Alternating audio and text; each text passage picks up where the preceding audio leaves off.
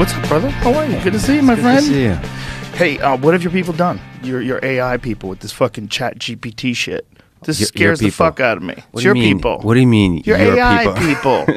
Your wacky coders. What have you done? Yeah, it's super interesting. Fascinating. Language models, I don't know if you know what those are, but that's the general systems that underlie ChatGPT and GPT. They've been progressing over the past maybe 4 years aggressively. There's been a lot of development. GPT-1, GPT-2, GPT-3, GPT 3.5. And ChatGPT, there's a lot of interesting technical stuff that maybe we don't want to get into. Sure, let's get into it. Well, I'm fascinated by it. So ChatGPT is based on, fundamentally, on a 175 billion parameter neural network that is GPT-3. And the rest is what data is it trained on and how is it trained. So you already have like a brain, a giant neural network, and it's just trained in different ways. So GPT-3 came out about 2 years ago, and it was like impressive but dumb in a lot of ways. It was like you would expect as a human being for it to generate certain kinds of text, and it was like saying kind of dumb things that were off. And you're like, all right, this is really impressive, but it's not quite there. You can tell it's not intelligent.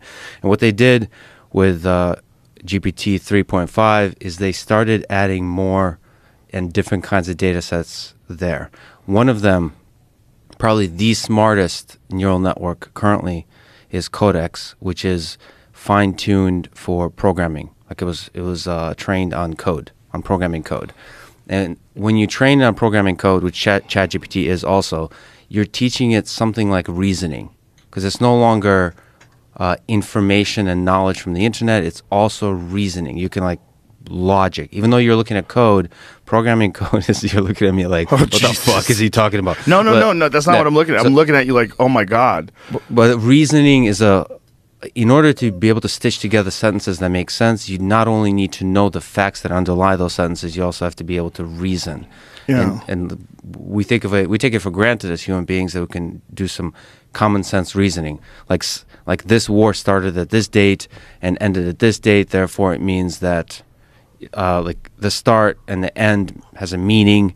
There's a temporal consistency. There's a cause and effect. All of those things are inside programming code. By the way, a lot of stuff I'm saying we still don't understand. We're like intuiting why this works so well. Really? But these are the intuitions. Yeah, there's a lot of stuff that's not clear. So GPT 3.5, which ChatGPT is likely based on. There's no paper yet, so we don't know exactly the details. But it was just trained on code and more data that's able to give it some reasoning. Then, this is really important, it was fine-tuned in a supervised way by human labeling. Small data set, but human labeling of here's what we would like this network to generate. Here's the stuff that makes sense. Here's the kind of dialogue that makes sense. Here's the kind of answers to questions that make sense. It's basically pointing this giant Titanic of a neural network into the right direction that aligns with the way human beings think and talk.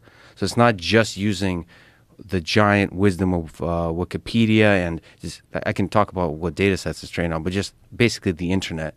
It was pointed in the wrong direction. So this supervised labeling allows it to point in the right direction to when it says shit, you're like, holy shit, that's pretty smart. So that's the alignment. And then they did something really interesting is using reinforcement learning based on labeling data from humans. That's quite a large data set. The task is the following. You have this smart GPT 3.5 thing, generate a bunch of text, and humans label which one seems the best. So ranking. Like you ask it a question. For example, you could do generate a joke in the style of Joe Rogan, right? And you have a label. It has 5 options, and you have a label. Does it mention dick and pussy? No, I don't know which. I don't know how exactly, but so you get it to rank. The human labeler is just sitting there. There's a very large number of them. They're working full time. They're labeling the ranking of the outputs of this model, and that kind of ranking, used together with a technique called reinforcement learning, is able to get this thing to generate very impressive to humans output. So it's not actually, there's not a significant breakthrough in how much knowledge was learned. That was already in GPT-3, and there was much more impressive models already trained. So it's on the way, not just OpenAI. But this kind of fine-tuning, it's called, by human labelers plus reinforcement learning, you start to get like where students don't have to write essays anymore in high school. Yeah. Where you can style transfer, like I said, do a Louis C.K. joke in the style of Joe Rogan, or Joe Rogan joke in the style of Louis C.K., and it does an incredible job at those kinds of style transfers. It can more accurately query things about the different historical events, all that kind of stuff. Holy shit, man. The idea that you don't exactly know why it works the way it works, that's too close to human. That's too close to human thinking. Like, you know what this eerily is eerily similar to? The plot of Ex Machina.